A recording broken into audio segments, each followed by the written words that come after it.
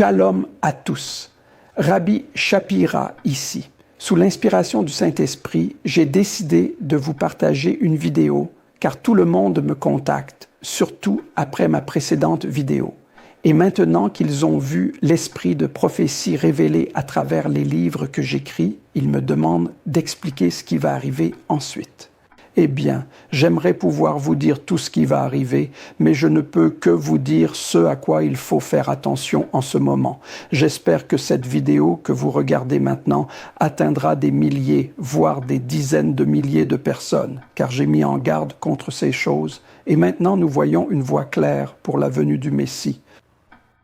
Dans mes livres précédents, comme La chute d'Édom, j'ai mis en évidence une prophétie choquante qui s'est maintenant accomplie de nos jours sous nos yeux. Et aujourd'hui, je vais vous la révéler. J'espère que vous la regarderez attentivement, que vous l'étudierez, que vous laisserez vos commentaires, que vous la partagerez et que vous prendrez le temps de méditer sur ces paroles. Nos rabbins nous livrent une prophétie glaçante concernant la guerre finale entre l'Iran et Édom. Les gens me demandent, l'Amérique est-elle vraiment Édom ? Je ne comprends pas. L'Amérique soutient pourtant Israël en ce moment. Ils sont aux côtés d'Israël. Ils combattent main dans la main. Eh bien, mes amis, vous allez voir ce qui attend l'Amérique à cause de cette guerre. Cette guerre va entraîner une telle division et une grande destruction à l'intérieur même de l'Amérique, car les gens vont se retourner les uns contre les autres. J'espère me tromper, mais je sens que l'antisémitisme va exploser et que l'anti-américanisme va exploser à l'intérieur même de l'Amérique. Vous voyez, Donald Trump lui-même agit en ce moment sous la supervision de Hachem. Il ne le comprend peut-être même pas, mais en ce moment, il n'est qu'un pion dans une grande partie qui annoncera la venue du Messie. Mais l'Amérique deviendra de plus en plus antisémite et de plus en plus anti-juive au fil des jours. Vous pouvez en être sûr. Écoutez attentivement cette prophétie dont je vous ai parlé il y a plus de 3 ans et qui vient d'être confirmée lors de ce Shabbat avant Purim. Aujourd'hui, je vais vous montrer comment elle est liée au commencement de la fin. Où en sommes-nous actuellement ? Nous assistons au début de la fin. Il a été confirmé que nous sommes entrés dans les phases finales de Gog et Magog, sous nos propres yeux. Et aujourd'hui, je vais vous le montrer, mes amis, afin que vous puissiez tous comprendre cela. Dans la Pesikta Rabbati 36, un passage dont j'ai parlé à maintes reprises, nous recevons la confirmation que cette prophétie concerne l'événement qui vient d'avoir lieu. Écoutez attentivement. L'année où le roi Mashiach sera révélé, tous les rois des nations du monde se provoqueront les uns les autres. Le roi de Perse, l'Iran, provoquera un roi arabe, l'Arabie saoudite, et les rois arabes iront voir les États-Unis, Édom, pour lui demander conseil. Le roi de Perse est en train de détruire le monde entier. Frères et sœurs, sachez que cette prophétie biblique vient tout juste de s'accomplir sous nos propres yeux. Respirez un bon coup et laissez-moi vous expliquer cela. Quelle est la raison pour laquelle les États-Unis ont poussé à l'attaque et l'ont déclenchée? Après tout, Donald Trump contrôle Israël en ce moment. Israël est sous le joug d'Édom et Israël a attaqué parce que Donald Trump a dit à Israël d'attaquer. Sans aucun doute, sans le consensus des États-Unis, cette attaque n'aurait jamais eu lieu. Et pourquoi cela a-t-il eu lieu? C'est à cause des Saoudiens. Laissez-moi vous dire une chose choquante.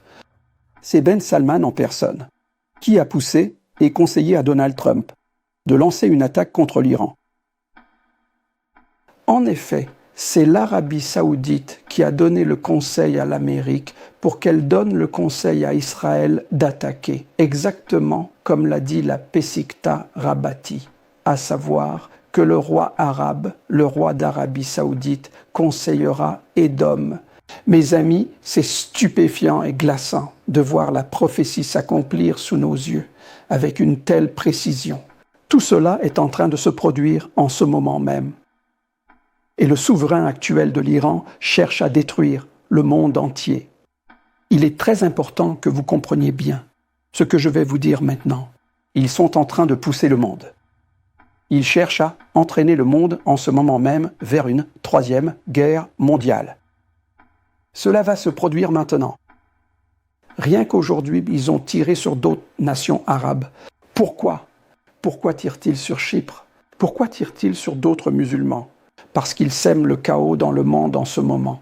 Et tout cela va plonger le monde dans le chaos. La prophétie disait, les autres nations auront peur et seront sous le choc. Et elles tomberont face contre terre, comme une femme en plein travail. Israël aura peur aussi, sera sous le choc, confuse, et demandera « Où pouvons-nous aller ?» Dieu répondra à Israël « Mes fils, n'ayez pas peur. J'ai accompli toutes ces choses pour vous. De quoi avez-vous peur? C'est le temps de votre rédemption. C'est le temps de votre Géoula.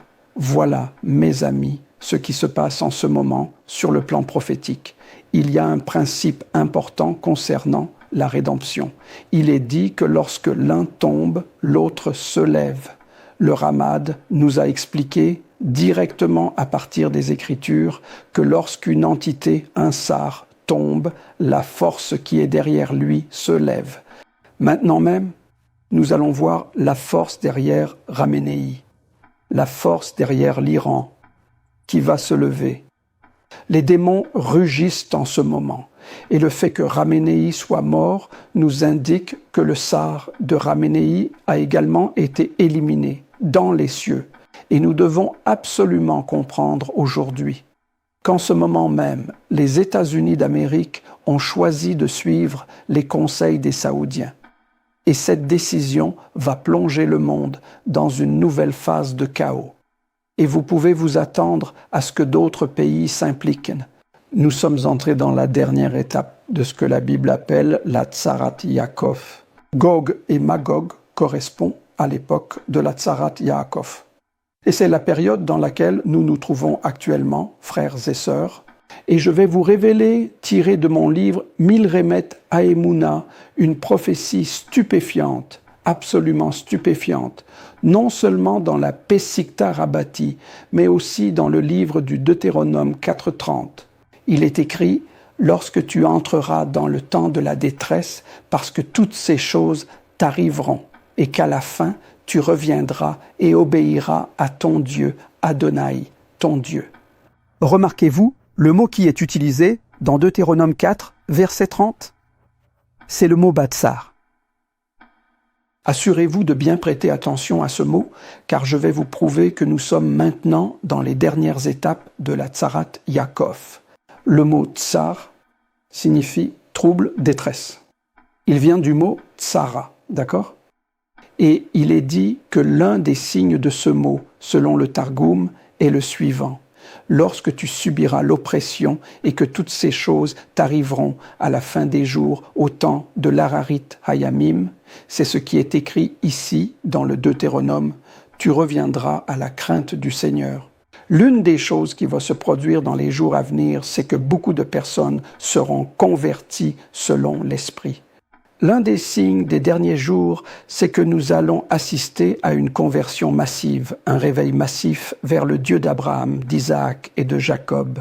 Satan va rassembler son armée et Dieu maintenant va établir la sienne. Nous allons assister à une conversion massive qui va avoir lieu. Mais attendez, cela ne s'arrête pas là. Dans Deutéronome 4, le passage que je viens de vous montrer, il y a une Gizera Shava. Cela signifie qu'il est fait mention de la détresse que nous lisons dans le Deutéronome. On en trouve aussi une explication dans le livre des Nombres, chapitre 10, verset 9, où il est dit « Lorsque vous serez en guerre dans votre pays contre l'agresseur, regardez où vous êtes en guerre. Vous êtes en guerre à l'intérieur de votre pays. De quelle guerre parle-t-on ici? Qui est l'agresseur? Qui vous a attaqué? Vous sonnerez de courtes notes de trompette afin que Dieu se souvienne de vous et vous délivre de votre ennemi. » En hébreu, les mots pour décrire cette guerre dans votre pays qui se déroule à l'intérieur de votre terre sont Tavo Milrama. Savez-vous quelle est la valeur numérique du terme Tavo Milrama? C'est 532. C'est exactement le même total que pour l'expression Bémil Remet Gog, c'est-à-dire dans la guerre de Gog. ce qui a également une valeur de 532. Et les rabbins nous enseignent que le livre des Nombres, au chapitre 10, verset 9, fait référence au jour du Mashiach. Maintenant, écoutez attentivement. Il est dit qu'il y aura un agresseur qui vous attaquera. Quel est le mot hébreu pour désigner l'agresseur? C'est encore le mot tsar. C'est cela le Gizera Shava, car Deutéronome 4 et Nombre 10 parlent du même événement. Il parle du temps de la détresse de Jacob. Mais dans Nombre 10 au verset 9, après le mot tsar, nous voyons un autre mot. Nous voyons le mot tsorer. Qu'est-ce que le mot tsorer? Le mot tsorer n'est rien d'autre que l'anti-messie. Il est l'esprit de l'anti-messie. L'anti-Mashiach est appelé tsorer. Il y aura une tsara qui sera apportée par le tsorer. Vous comprenez? Il y aura un trouble qui sera provoqué par le Seigneur du trouble, qui est Satan lui-même et qui est sur le point de se révéler. Depuis que Ramenei est tombé, celui qui était derrière Ramenei est sur le point de se lever. Au fait, si vous prenez le mot Ramenei, ils ne prononcent pas le ret, ils diront Amenei, c'est comme le mot Aman. Et ici, on nous dit quand cela va se produire. Et cela va se produire lors de Gog et Magog. Qui est ce Betsara? Qui est ce Tsara? Je veux vous montrer une réponse vraiment stupéfiante. Ce verset dans Nombre 10, verset 9, fait référence à Purim. Quand Ramenei tombera-t-il? Autour de Purim, et quand cela sera-t-il accompli? Lorsque nous verrons la montée de l'anti-Mashiach, le début de la fin, nous verrons aussi cela se produire à Purim. Regardez ceci. Esther, chapitre 7, verset 6. Et Esther répondit, « Cet homme qui est Tsar, c'est lui, l'ennemi. Son nom était Améini, Haman. » Le mot Tsar, qui décrit la détresse de Jacob, se retrouve employé de manière tout à fait identique dans le livre d'Esther, au chapitre 7, verset 6. Et aussi dans Esther 9, verset 24, il est dit « Haman, fils de Hamdata l'Agagite, Tsorer kol hayehudim » il est l'anti-messie contre tous les Juifs. Haman est appelé Tsar et Tsorer. Ramenei est Tsar et Tsorer. Il appartient à l'anti-messie. Et puisque Améni est maintenant tombé, la force qui était derrière lui est sur le point de s'élever. Et cette force va livrer bataille à Édom, qui se retournera aussi contre Israël. Ce que je veux que vous compreniez, c'est ce qui nous attend. Comment le surmonter? Il est écrit ici, « Lorsque tu viens à la guerre dans ton propre pays, exactement comme maintenant où Israël est comme peint en rouge. » Quel est le mot hébreu pour « venir » C'est le mot hébreu « tavo ». Tav, bet, aleph, vav. Si vous inversez les lettres, frères et sœurs, vous obtenez le mot hébreu « avot ». Comment pouvons-nous le combattre? Nous le combattons en nous convertissant aux avot, en retournant vers les avot, en retournant au Dieu d'Abraham, d'Isaac et de Jacob, et en assistant à une conversion massive, comme dans le livre d'Esther. Écoutez, le livre des Nombres et le Deutéronome nous disent tous deux que l'avènement de l'anti-messie commencera lors de la fête de Purim. C'est cela que j'essaie de vous transmettre maintenant. Et ceci est connecté au nom de Haman, c'est-à-dire Amenei. Et alors qu'il tombe, les forces démoniaques, les sarim d'en haut, sont sur le point de se révéler. Elles rugissent dans le monde. Quel est notre mandat pour la journée d'aujourd'hui? Qui tavo? Tavo, accrochez-vous aux avotes. J'en appelle aujourd'hui à tous ceux qui me regardent d'accomplir les paroles de la Megillah. Il est écrit « La crainte de l'Éternel tomba sur eux et ils se convertirent. » Je vous appelle aujourd'hui. Convertissez-vous, revenez à Abraham, Isaac, Jacob, Moïse, Aaron, les prophètes d'Israël. Revenez et soyez prêts. Gog et Magog arrivent à votre porte.